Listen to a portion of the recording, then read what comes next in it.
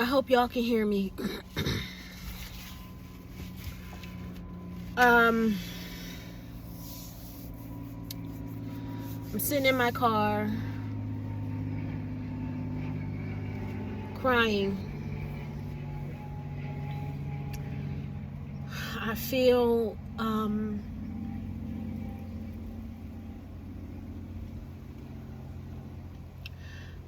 very,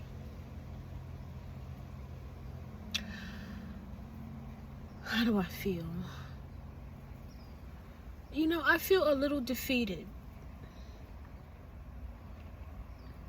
I don't feel a little defeated. I just feel, it's not like I feel defeated, but I feel deflated, like flattened. Why? Because I just got back from Subaru, the Subaru dealership, and I was not expecting this amount of money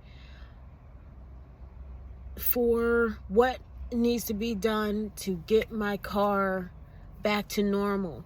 For the past 2 weeks, my engine light, cruise, and the little signal with the car and the lines, 2 lines underneath, have been it has been blinking. Like I'll be driving whatever, and then all of a sudden I'll feel this kind of like shaking, like a little shaking, and then boom, those 3 things will come on: engine, I think it's traction, the traction light, engine, traction, cruise, all at the same time. Now, my experience with this in the past was, because I would go on YouTube and be like, okay, what does this mean for a Subaru Forester? And before, when this would happen, it was the gas cap. So the gas cap, like at the guys at the auto places, they would put the machine to it and it'll give a number of a code rather, of like what it is. So I'm used to, when I see that, okay, no problem, let me pull over, put my gas cap, tighten my gas cap, and then it said, like, after 4 times of turning your car back on, the that whole, all the signaling will go away. So for the past 2 weeks, the only difference is this has been happening, like, it happened, I'm sure it happened like 15 times within 2 weeks. Like, so I'm like, what is this? Like, I keep doing the same thing, thinking it's the gas cap. I don't really know what's going on. So I had an appointment to see a place today. But yesterday, I go, cause it's in San Diego, you have these hills, it's like hills and valleys and so forth. It's like, so I'm going up Mission Village Drive, and it's a bit of a hill, and I'm going up. I get up the hill and over, and I'm getting ready to go straight. The car just stops. I'm like a little bit before the light. I'm like over the hill though. My eyes are, I've been crying. I'm sorry. But I just had to get on and share what's going on with me, because this is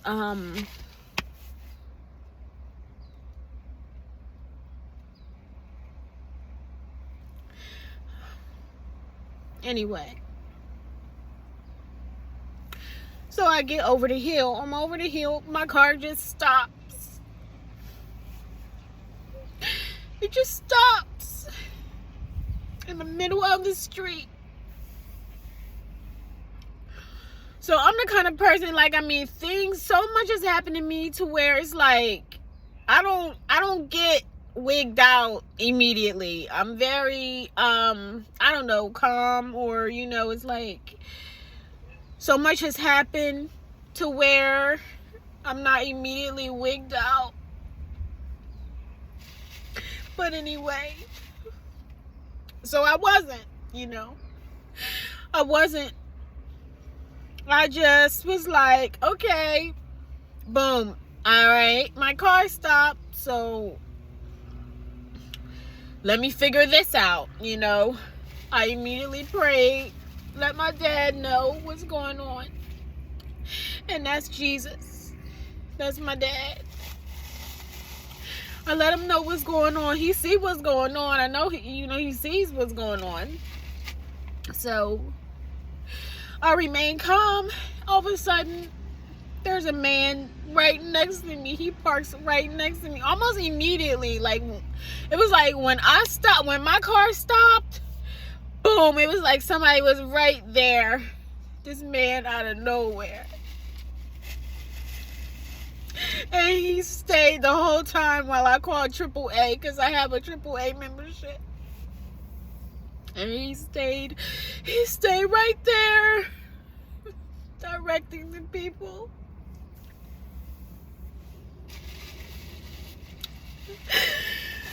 And so he's directing the people around me to ensure my safety. Because people could be coming up here. I mean, when you come up the hill, it's one of those hills that, like, you know, you're not going to be flying up the hill. But once you get over the hill, you know, you could be inclined to go a little faster. But either way, people noticed that I was there, and they, you know, they were nice. They're going around. It was a couple people asked how you know, what's going on with her. Can we help? Whatever. I'm thinking I need a job. But that really wasn't the case. So anyway, sorry, I'm crying. Because, like, at first I couldn't even cry. Like, I had, you know, I'm not an immediate, it depends on the situation, what's going on. But I'm not immediate crier. But, like, 20 minutes ago, I couldn't even cry. But now I'm crying. So I'm sorry about that. But anyway, call AAA. AAA's like, well, you got to call the police before we can send someone else out, because they first thing they asked, are you safe? And no, I wasn't safe because I'm in the middle of the road. So I called the police. Police came, and I put it, once the car stopped, I put it in park. And then once I put it in park, that made it to where, like, well, the guy next to me, he was like, well, put it in neutral so we can push you to the side. And when I tried to put it in neutral, it wouldn't go in neutral. The thing was stuck in park, you know. So I'm like, oh, I can't even put the thing in neutral. So the police come, and they do something. There's some kind of little thing here where they did something to be able to get it in neutral and push me over. So they pushed me over. AAA was on the way. I started talking to a girlfriend of mine, which was helpful, just to have somebody, you know, talking to you while you're going through this. The gentleman, as soon as the police came, he was able to leave. You know, once I got safe to the side somewhere, you know, he was able to leave. So I'm waiting for AAA.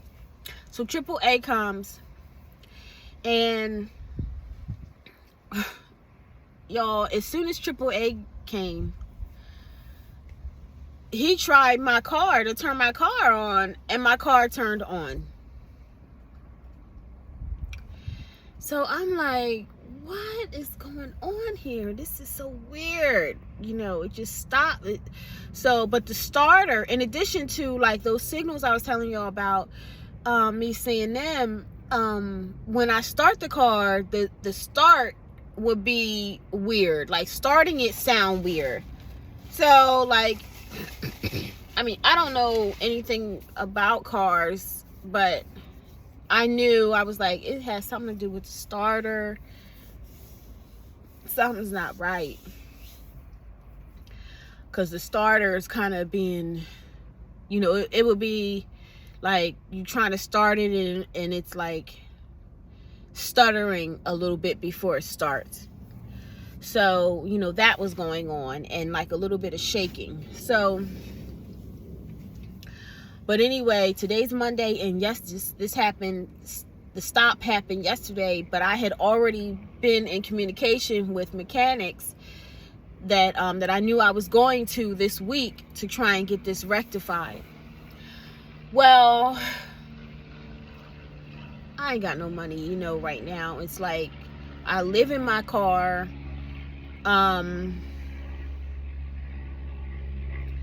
It's just a struggle for me right now because I don't really know what I'm doing right now. Other than my YouTube channel and talking to the Lord, reading my Bible, getting to know Him, which is the best thing that I can be doing, and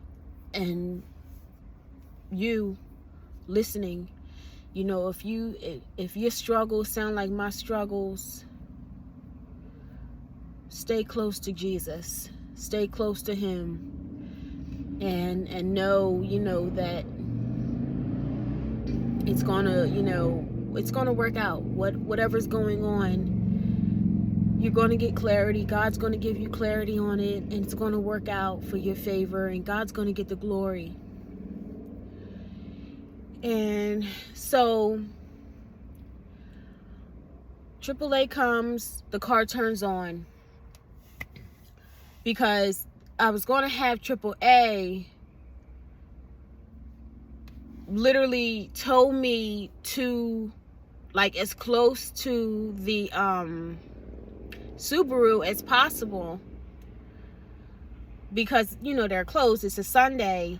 Because also where I park, the safe parking area that I park at, they can't allow me to they can't receive me as a towed car into the lot. If I was already in the lot, they could actually tow me to wherever I need to go to get the car fixed. But they could not receive me that night if I was coming as a towed vehicle.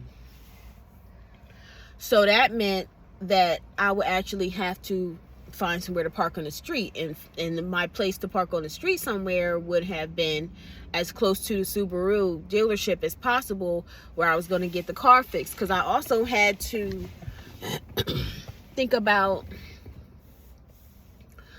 not driving the car too far. It's like I'm afraid to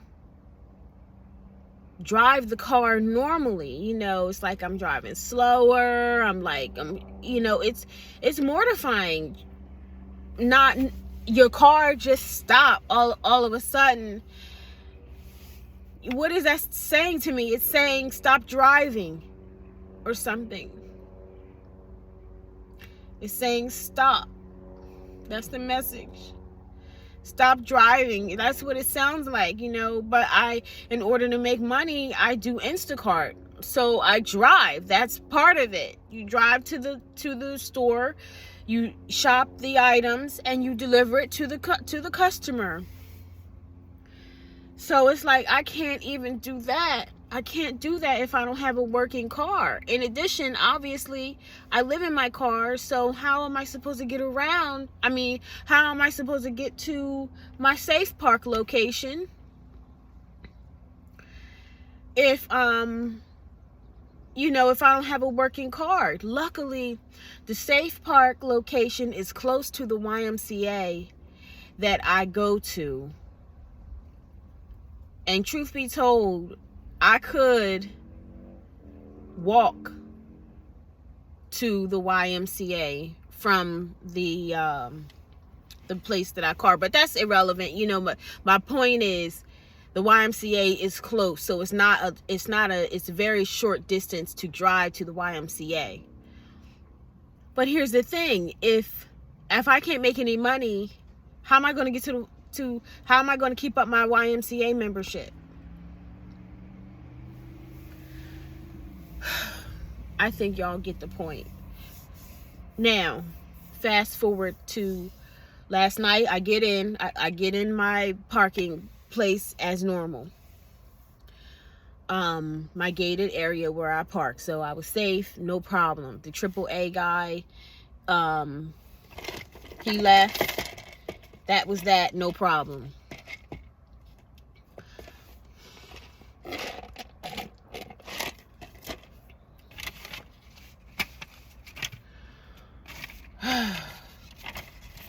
Now,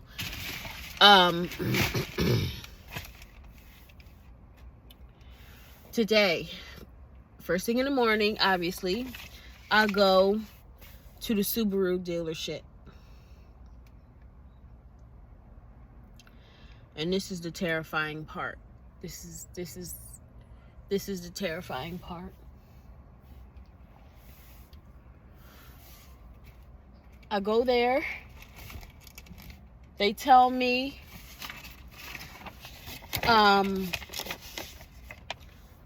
all this stuff that's wrong with my car.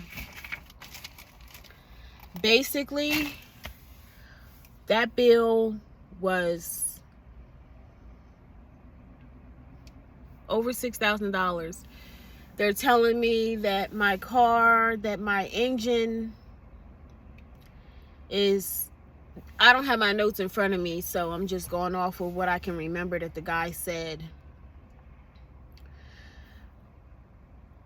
The misfire is happening because, like, basically the engine needs to be taken out because it's contaminated with oil. The gaskets and the seals or something like that. Something regarding the gaskets and the seals. Something's wrong with that. And I believe those things are what's connected to the engine. And the engine, there's coolant is leaking or something, and that's why he was like, you know, because I asked him, I said, well, what do I get done first? And he was like, you know, well, the getting the contamination fixed is needed first, because the oil contamination, I think, is what's causing the engine, what's causing the misfiring. And just all of this, I mean, just right now in this moment, I feel so tired. It's like, it's making me very sleepy, even talking about it. It just makes me so tired talking about this right now in this moment. I feel overwhelmingly tired because I'm so tired of I don't want to have to deal with this. I'm tired of this. I'm tired of this car not, it's not that, you know, I mean, I've had things happen to the car that, you know, it just seems like it's something always going on, you know. And this is over $6,000 what he's talking about that needs to be done.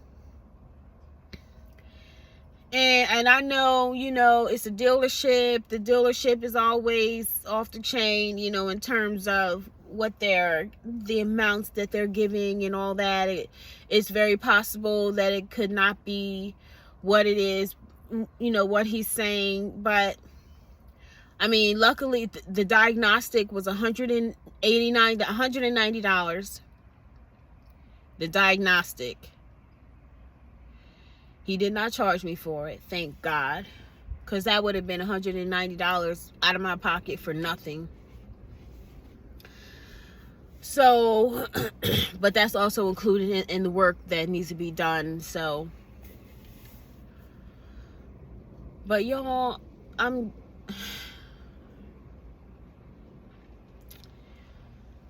like I said, I don't feel defeated. I feel defleeted.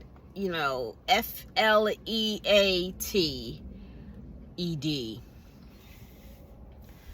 Like flattened. I feel like a balloon. Boom. I'm I'm flying up there, I feel, full. Now I feel flat.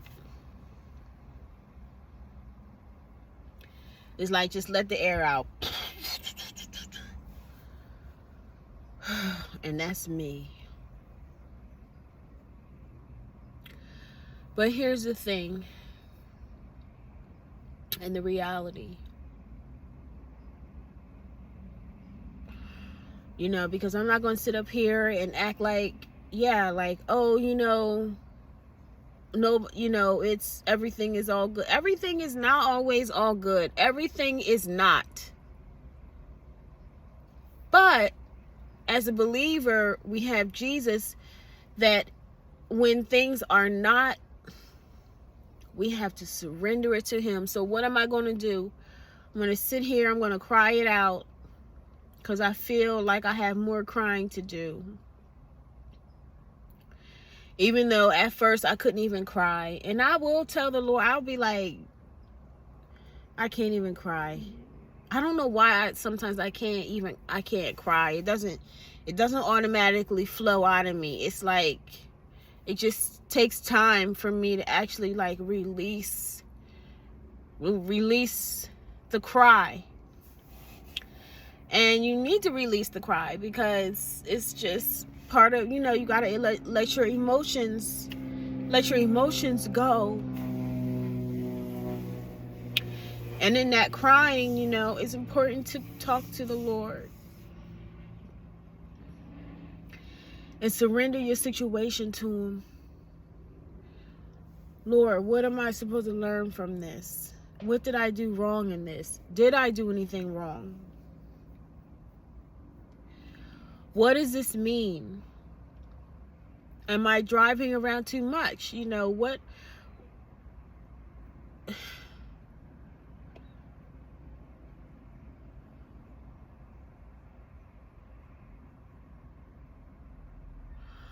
I had seen Subaru a few months ago for something. I can't remember all what they said that I needed, but I don't remember them saying anything about this.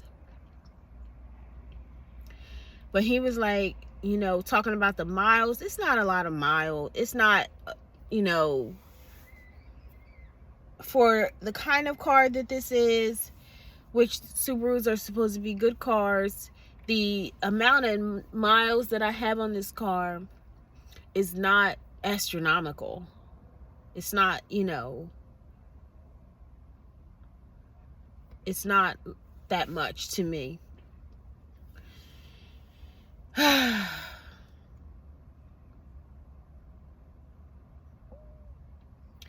But he said oil is leaking on parts in my engine, which is affecting, I think is affecting the gaskets, or it's leaking on the coils or something like that, and affecting the gaskets and the seals, which is therefore causing it to misfire. I don't even know if I said that correctly. You that know about cars, probably be like, no, you didn't. But who knows? Maybe I said it right. I don't know. But that's, this is what's happening to me right now. And I'm not good. I'm not good. I know what I need to do. I know that God is with me even through this. Something in my eye.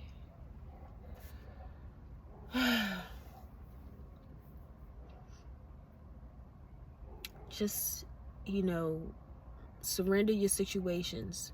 Surrender your situations to the Lord. And let him handle it. because that's all I can do right now. I don't have $6,000, $7,000, really. I don't have it. I'm not even close. I live in my car. I need my car to work. I need to feel safe driving it. I don't feel safe right now driving it because it stopped. It stopped once already. The lights are on. Those lights, when I went to Subaru, those lights weren't on. Now those lights are on, and it's like, when they're, are they going to be on the whole time, like while I drive, until I don't know how long they're going to be on there, but that's just disconcerting, to be driving and have to see that. It makes me scared.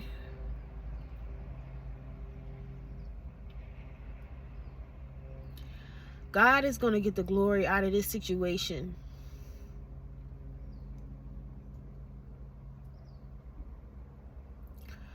Lord, whatever it is you need me to know from this situation, please tell me. If you are in a situation right now where you're in a situation like me, you don't know how you're going to see your way out.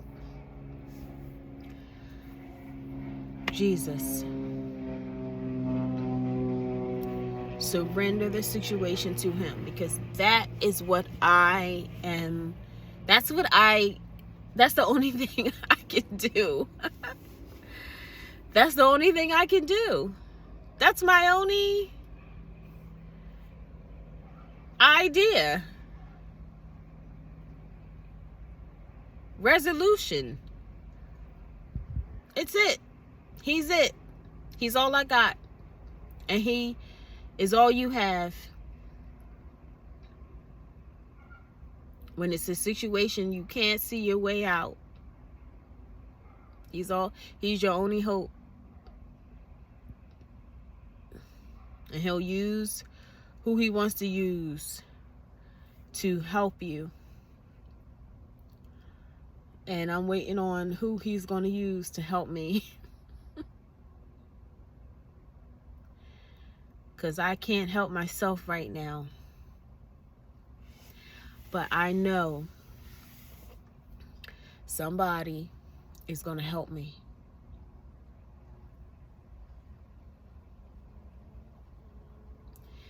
And my car is going to be back in good working condition.